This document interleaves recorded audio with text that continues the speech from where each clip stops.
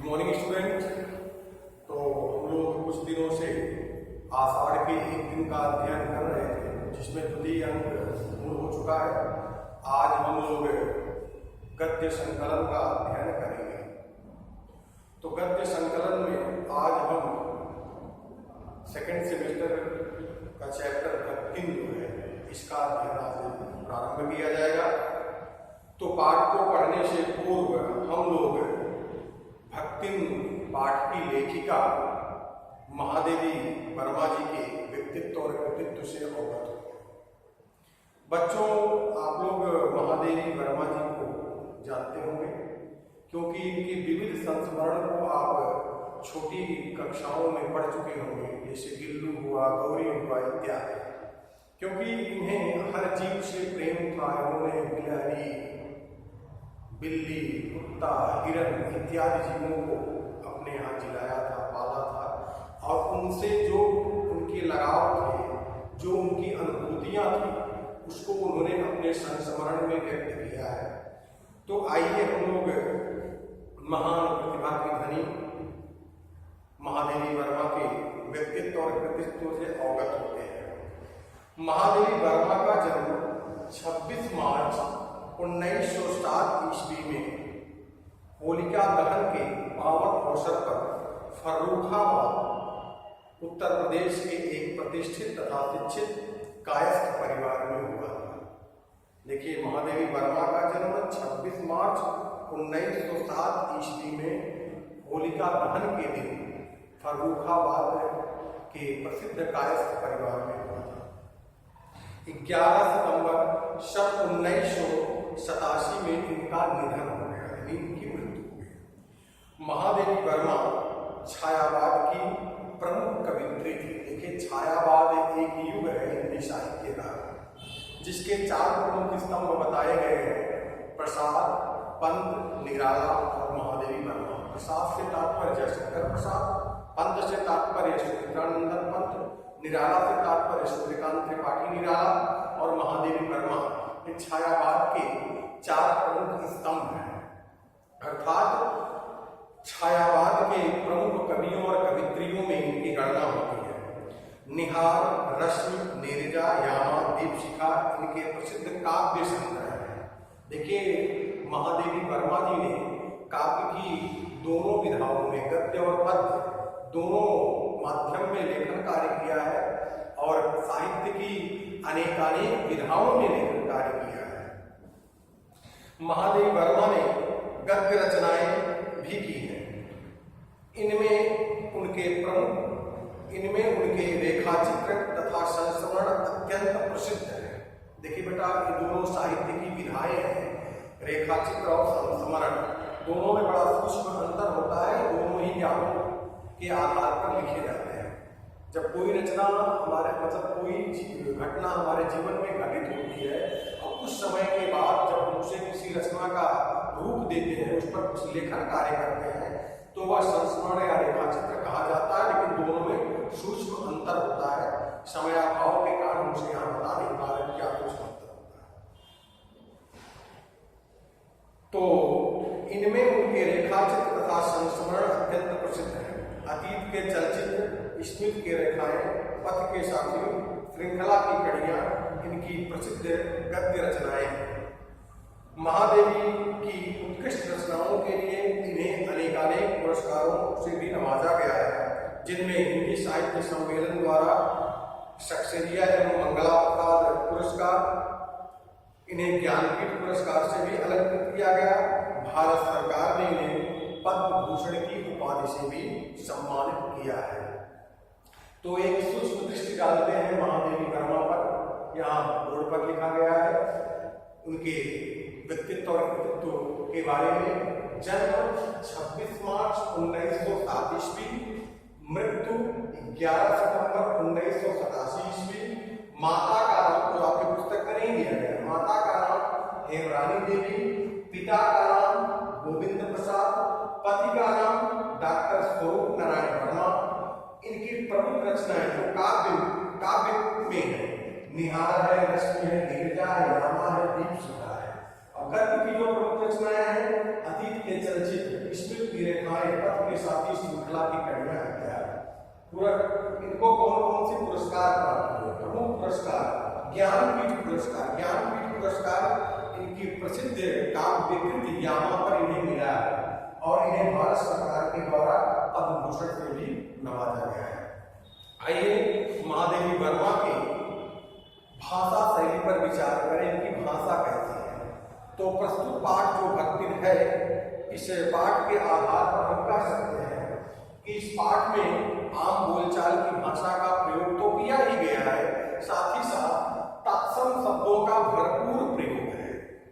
महादेवी वर्मा ने आम बोलचाल की भाषा के साथ साथ तत्सम शब्दों का प्रयोग किया है। तत्सम शब्द आप जानते ही होंगे कि संस्कृत के जो शब्द ज्यों के त्यों हिंदी में व्यवहार में लाए जाते हैं, उन्हें तत्सम कहा जाता है। तो आम बोलचाल की भाषा का प्रयोग है, साथ ही साथ तत्सम शब्दों का भरपूर प्रयोग किया गया है। आंचलिक शब्दों का प्रयोग है। आंचलिक शब्दों का प्रयोग इसलिए उन्होंने किया है अपने इस रचना को जीवंत बनाने के लिए, क्योंकि भक्ति के जीवन का जहां उल्लेख हो रहा है और उसके द्वारा कहे गए आंचलिक शब्दों को जीवंतता देने के लिए लेखिका ने ज्यों का त्यों अपने काव्य में उसका प्रयोग किया है। ग्रामीणांचल की भाषा का प्रयोग। ग्रामीणांचल की भाषा से तात्पर्य एक ग्रामीण व्यक्ति अपने आम बोलचाल में जिस भाषा का प्रयोग करता है, अपनी रचना को जीवंत बनाने के लिए लेखिका ने उस भाषा का प्रयोग अपनी रचना में किया है। खास करके भक्तिन के संवाद के समय या भक्तिन जब उनके प्रश्नों का जो उत्तर देती थी, आम ग्रामीण अंचल भाषा का प्रयोग करके जब उसका उत्तर देती थी, तो इस रचना को जीवंत और सरस बनाने के लिए महादेवी वर्मा ने उसके द्वारा कहे गए कथनों को ज्यों का त्यों लिखा है। तो भाषा के विषय में आप जानते रहिए कि भाषा तत्सम प्रधान है, आम बोलचाल की भाषा है, ग्रामीण शब्दों का भरपूर प्रयोग है। एक ग्रामीण व्यक्ति अपने व्यवहारिक जीवन में जिस भाषा का प्रयोग करता है, उसका प्रयोग किया गया है। उसका मुख्य कारण यही है जिससे यह रचना जीवंत और सरस बन सके। तो बच्चों, यह महादेवी वर्मा जी का एक संक्षिप्त जीवन परिचय रहा। उनके व्यक्तित्व और कृतित्व को ध्यान में रखते हुए संक्षेप में मैंने आपको उनके जीवन के विषय में बताया। देखिए, जो पाठ आपके इस पुस्तक में संकलित है उसका शीर्षक है भक्ति। और इस भक्ति पाठ में लेखिका ने अपनी सेविका भक्ति के बारे में बताया है। तो पाठ के प्रारंभ में लेखिका ने उसके कद काठी का वर्णन किया है कि वह कैसी है, कैसी दिखती है इत्यादि का वर्णन किया है और बताया है कि वह जिज्ञासु प्रवृत्ति की है, छोटे कद की है, दुबले शरीर वाली है और वह देखने में कैसी दिखती है उसका यहाँ वर्णन किया गया है। और साथ ही साथ यह भी बताया गया है कि किस तरह वह उनके जीवन से घुल मिल गई है। किस तरह किसी के पूछने पर बताती है कि मैं यहाँ 50 बरस से हूँ, अर्थात वह महादेवी वर्मा के साथ एकदम से पूरी तरह से घुल मिल गई है, उनसे दूर नहीं होना चाहती है। लेखिका बताती है कि भक्ति के विषय में जानने से पूर्व, यानी भक्ति के विषय में मैं कुछ लिखूं, कुछ बताऊं, उसके पूर्व उसके विगत जीवन के विषय में जानना नितांत आवश्यक है। बिना उसके विगत जीवन के विषय में जाने, उसकी कहानी को बिना हम जाने, उसके इस संस्मरण हम नहीं समझ पाएंगे। लेखिका ने जो उसके ऊपर संस्मरण लिखा है, इस संस्मरण को समझने के लिए उसके विगत जीवन के विषय में जानना आवश्यक है। यहाँ उसके जीवन को लेखिका ने कई परिच्छेदों में बांट कर बताया है। वह बताती है कि उसके जीवन का जो प्रथम परिच्छेद है काफी दुखमय है। माता की मृत्यु हो जाती है और सौतेली माँ का आगमन होता है। 5 वर्ष की अवस्था में उसका विवाह हो जाता है और 9 वर्ष की अवस्था में उसका गौना चला जाता है। यानी जो उम्र पढ़ने की, खेलने की, खाने की होती है, उस उम्र में उसे वैवाहिक सूत्र में बांध दिया जाता है और वह ससुराल चली जाती है। पिता की मृत्यु हो जाती है और उसे इसकी सूचना नहीं दी जाती है। क्यों? क्योंकि उसकी विमाता को, उसकी सौतेली माँ को लगता है कि अगर इसे पता चलेगा तो यह पिता के जायदाद में हिस्सा ले सकती है, इसलिए उसे बताया नहीं जाता है। जब उसकी सास को पता चलता है कि उसके पिता की मृत्यु हो गई है तो बिना बताए ही उसे कहती है कि तुम अपने मायके चली जाओ, तुम्हें मायके से आए हुए काफी दिन हो गया है, जाओ वहां लोगों से मिल जुलाओ। वह समझ नहीं पाती है कि सास मुझे क्यों भेजती है। ससुराल मायके जाने पर उसे पता चलता है कि उसके पिता की मृत्यु हो चुकी है।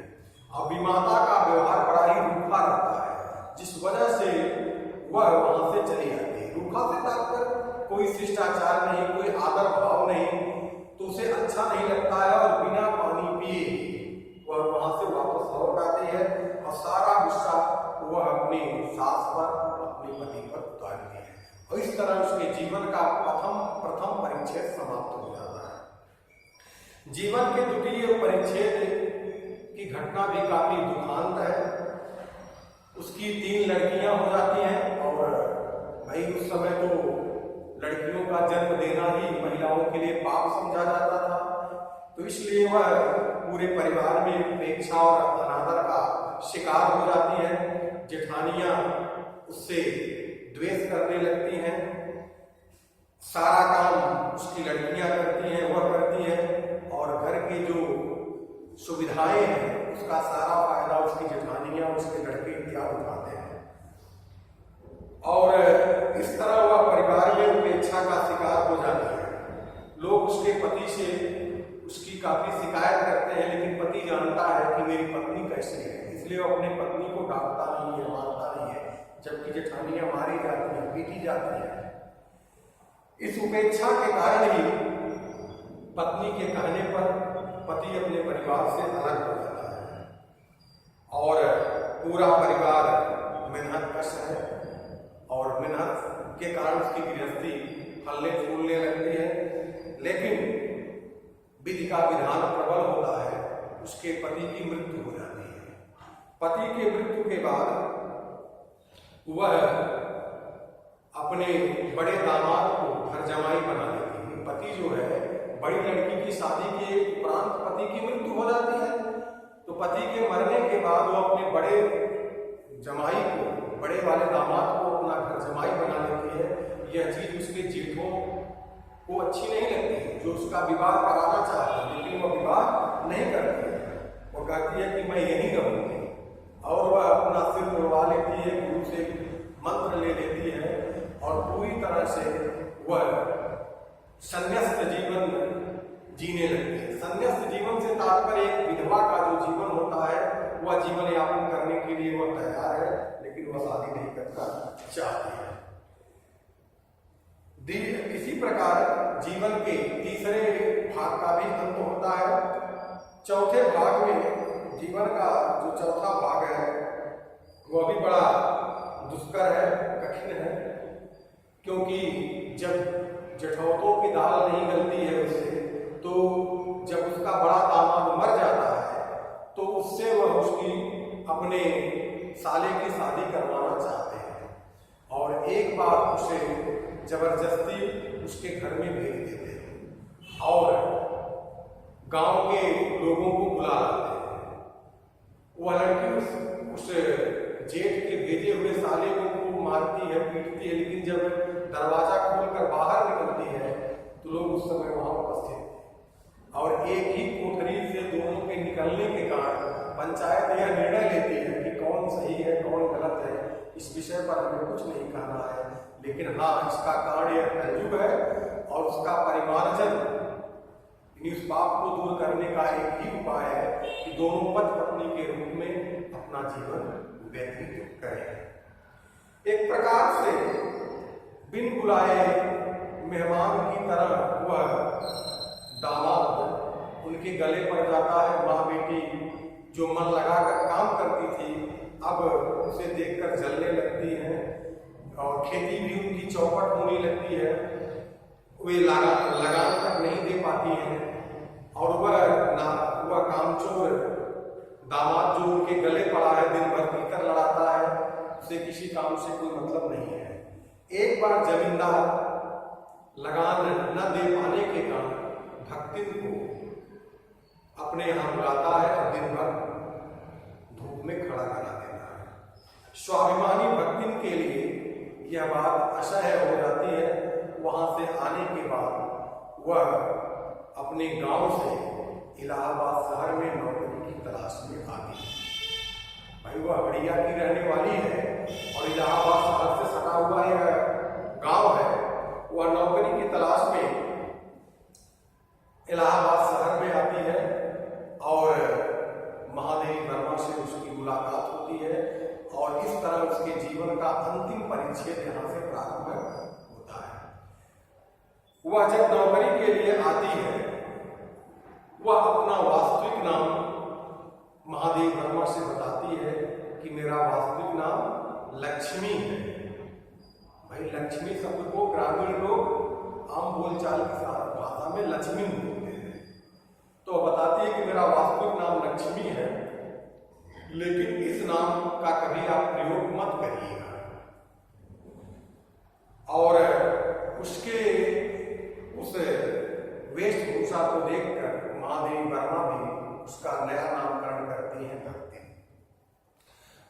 महादेवी वर्मा उससे पूछती है कि खाना बनाना जानती हो, भोजन बना ले? तो कहता है इसमें कौन सी बात है, तो सामान्य बात है। और वह गृहस्थ जीवन का जो भोजन है, गृहस्थ जीवन से तात्पर्य ग्रामीण जीवन का जो भोजन है वही बनाना जानती है।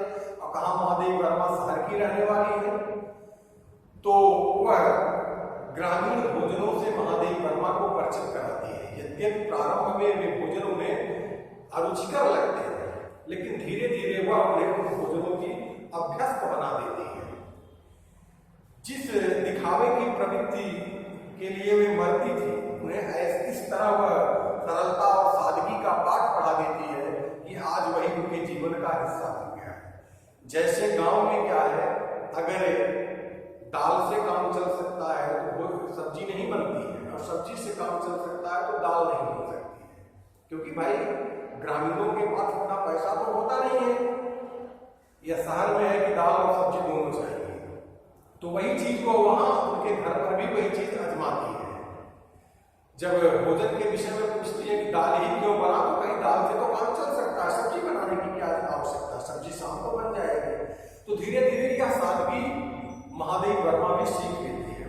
महादेवी वर्मा को वह हर ग्रामीण व्यंजन से परिचित करा देती है। जैसे मकई का रात को बना दलिया सवेरे मक्के से अच्छा लगता है, बाजरे के तिल लगाकर बनाए हुए गरम हुए अच्छे लगते हैं, ज्वार के भुने हुए भुट्टे के हरे दानों की खिचड़ी स्वादिष्ट लगती है, सफेद महुए की लपसी समस्त प्रकार के हलवे से अच्छी होती है।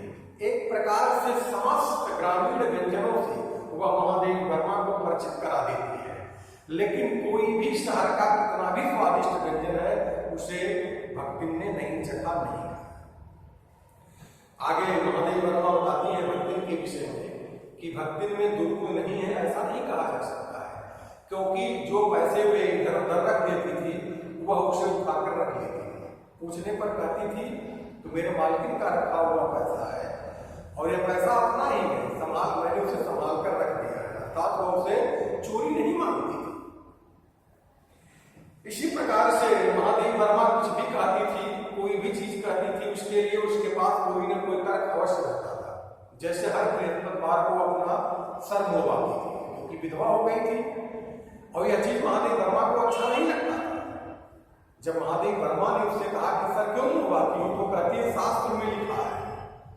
तो जिज्ञासावश महादेवी वर्मा ने पूछा कि कौन से शास्त्र में लिखा है, तो वो अपने तर्क देते हुए कहती है कि तीर्थ गए उड़ाए सिद्ध, मतलब जो सिद्धि मुझे तीर्थ जाने से मिलेगा वही सर उड़ा लेने से उसी सिद्धि की प्राप्त हो जाएगी। वही फल वही गुण में प्राप्त होगा। इस प्रकार से वो अपने तर्कों से महादेवी वर्मा को निरुत्तरित कर देती है। वह पढ़ी लिखी नहीं है, लेकिन वह उनके हर कार्य में अपना सहयोग देना चाहती है। एक बार महादेवी वर्मा अपने यहाँ काम करने वाले समस्त लोगों से कहीं कि अंगूठा लगाने पर किसी को तनख्वाह नहीं मिलेगा, अब उन्हें रजिस्टर में दस्तखत करने पड़ेंगे, जिस वजह से सबको लिखना पढ़ना सीखना पड़ा। लेकिन भक्तिन ने कहा कि भाई अगर सब पढ़ेंगे तो घर का काम कौन देखेगा। वह बहाना बना देती है और उसके इस तर्क का लोगों पर ऐसा प्रभाव पड़ता है कि वह इंस्पेक्टर की तरह, निरीक्षक की तरह सबका निरीक्षण करती थी, कौन कैसे लिख रहा है, किसका हाथ कैसे चल रहा है। अर्थात महादेवी वर्मा के हर प्रश्न का उसके पास उत्तर रहता था। और रही बात उसे रजिस्टर में न तो अंगूठा लगाना है न दस्तखत करना है, क्योंकि वह महादेवी वर्मा की व्यक्तिगत सेविका है। उसको तनख्वाह लेने के लिए अंगूठा लगाने और दस्तखत करने की आवश्यकता नहीं थी। इस तरह से वह उस लिखाई पढ़ाई के झंझट से भी बच जाती है। एक बार वे उत्तर पुस्तकों और चित्रों को लेकर व्यस्त थे। देखिए, एक महादेवी वर्मा एक अच्छी चित्रकार भी थी, तो चित्र बनाने में वह व्यस्त थी, पुस्तकों के लेखन में व्यस्त रहती थी। तो लोगों से वह निवेदन करती थी कि उनके साथ हाथ बटा लें पुस्तक, दिन रात उसी में व्यस्त है। लोग जानते थे कि उस कार्य में उनका कुछ हाथ नहीं बटा सकते हैं, तो उसे लगता था कि मेरी मालकिन जो है, जो काम करती है, बहुत अति विशिष्ट कार्य, इसमें कोई हाथ नहीं बटा सकता है। और वह फिर भी उनके कार्य में हाथ बटाने के लिए तत्पर रहती थी। कभी रंग की प्याली धोकर, कभी उनके कलम में स्याही भरकर लिखते समय वह उनके साथ बैठी रहती थी, यानी हर समय छाया की हाथ उनके साथ रहती थी, उनसे दूर नहीं होना चाहती थी। जब वह बद्रीनाथ केदारनाथ की यात्रा पर गई, तब भी वह उनके साथ रहती थी।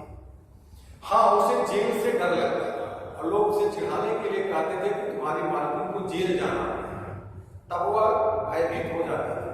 लेकिन उस अवस्था में भी वो अपनी मालकिन का साथ छोड़ना नहीं चाहती थी। उनसे पूछती थी, बताओ कौन सी धोती कितनी धुल ले, वहाँ चले जाए और वहाँ कोई दिक्कत ना हो उनके साथ रहने में, इत्यादि चीजें वह उनसे पूछती रहती थी। और भक्तिन, कहने का तात्पर्य भक्तिन उनसे नहीं दूर होना चाहती थी। भक्तिन को नौकर कहना एक प्रकार से उचित नहीं होगा, क्योंकि जिस तरह समस्त प्राकृतिक उपादान, जैसे वृक्ष समय समय पर फल देते हैं, सूर्य समय पर उदित होता है, चंद्रमा समय पर उदित होता है, और सारी प्राकृतिक चीजें हमें अपनी सेवाएं प्रदान करते हैं और इन्हें नौकर नहीं कहा जा सकता है। ठीक उसी प्रकार भक्तिन भी महादेवी वर्मा के लिए थी। महादेवी वर्मा से वह अलग नहीं होना चाहती है। किसी भी साहित्यकार जो महादेवी वर्मा के यहाँ आते हैं, जितना वे उन्हें सम्मान आदर देते हैं, उतना ही वह उन्हें सम्मान आदर देती है। और हर साहित्यकार को उनकी वेशभूषा से वह जानती है, पहचानती है। जब कोई रचना महादेवी वर्मा की प्रकाशित होती है तो उस रचना को लेकर वो काफी खुश होती है और कहीं न कहीं उस रचना में अपने अंश को ढूंढती है। अपने अंश से तात्पर्य जो वह उनके साथ बैठकर रात भर जाग कर परिश्रम की है, उसे वह खोजती है। एक बार पता चलता है कि युद्ध होने वाला है, तो वह महादेवी वर्मा से अपने साथ गांव चलने के लिए आग्रह करती है। तो महादेवी वर्मा उसे पीछा छुड़ाने के लिए कहती है कि मेरे पास पैसे नहीं है। तब वह बताती है कि जो मैं पैसा संग्रह करके रखी हूँ, कोई दिक्कत नहीं होगा, घर भी आप चलेंगी तो मैं वहां आपके अनुसार व्यवस्था कर दूंगी। तो महादेवी वर्मा हंसकर कहती है कि तुम्हारा वह पैसा बहुत थोड़ा, उसकी व्यवस्था नहीं हो सकती है। वो हताश और निराश हो जाती है। भक्तिन एक पल के लिए भी महादेवी वर्मा से अलग नहीं होना चाहती है। अंत में महादेवी वर्मा ने कहा है कि जब ऐसा बुलावा पहुंच जाएगा, जब किसी चीज की कोई आवश्यकता नहीं होगी, चिर बिछो जब होगा, तब वह अध्यात्म विद्या मुझसे कैसे अलग होगी, मैं इससे कैसे अलग हूँ। अर्थात जब मौत का बुलावा आ जाएगा तब वह कैसे अलग होगी। भाई न चाहते हुए भी अलग होना ही पड़ेगा। अंत में अंतिम लाइन में कवित्री ने, लेखिका ने यही लिखा है कि यह कहानी अधूरी है और भक्ति को खोकर अर्थात उसके मृत्यु का वर्णन करके मैं इस कहानी को पूर्ण करना नहीं चाहती। तो मेरे प्यारे बच्चों, यह भक्ति कहानी का संक्षिप्त सारांश रहा। अब हम लोग जो है अगले वीडियो में इस पाठ को क्रमबद्ध चरणबद्ध तरीके से वीडियो में पढ़ेंगे, देखेंगे, जानेंगे। Okay, thank you.